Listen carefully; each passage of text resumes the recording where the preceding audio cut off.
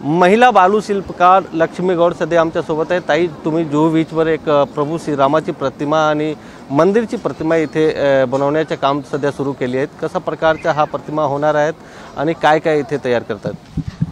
मीने हे वाळूशिल्प सुरू केले आहे कालपासून आणि या प्रतिमा जसं श्रीरामाचं फेस, आशीर्वाद आणि त्याच्यानंतर पुन्हा राम मंदिरचं स्ट्रक्चर पूर्ण तयार करणार आहे। ते उद्यापर्यंत कंप्लीट होणार आणि जसं की आपले भारत विदेशचे देशवासी सर्व श्रीरामाचा उत्सव प्राणप्रतिष्ठा साजरा करणार आहे। त्यानिमित्ताने मी माझ्या वाळूशिल्पातून मी प्राणप्रतिष्ठा साजरा करण्याच्या उत्सवाचं मी ते स्वागत करत आहे। किती फीटची हा मूर्ती होणार आहेत आणि काय काय इथे आणखी तयार करणार? मूर्ती कमीत कमी 10 फुटाची आहे। पूर्ण मंदिराचं स्ट्रक्चर आणि श्रीरामाचा फेस पकडून 10 फुटाची मूर्ती आहे।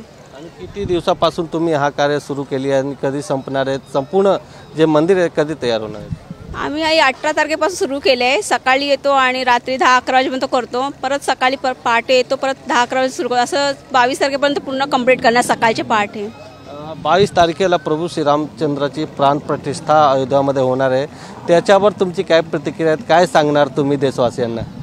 जसे श्रीरामचंद्र मानस आहे जे आपल्याला चरित्र सांगून गेले, त्या निमित्ताने मी पण देशवासियांना सांगते, श्रीराम हे आपले म्हणजे प्रभू रामचंद्र आपल्याला इथे म्हणजे देशवासियांना एवढं मानस चरित्र सांगेल, त्याबद्दल मी देशवासियांना सांगणार श्रीरामाचं खूप खूप मोठ्याने साजरा करावा। अयोध्या मंदिराचं प्राणप्रतिष्ठा आहे, उत्सव निमित्ताने म्हणजे सर्व घरघरी आपले दिवे बत्ती लावून जसं दिवाळी सण साजरा करतात त्या निमित्ताने करावं। खूप खूप धन्यवाद ताई तुमच्या। कॅमेरामॅन नरसिंगचा गोविंद ठाकूर, TV9 मराठी, मुंबई।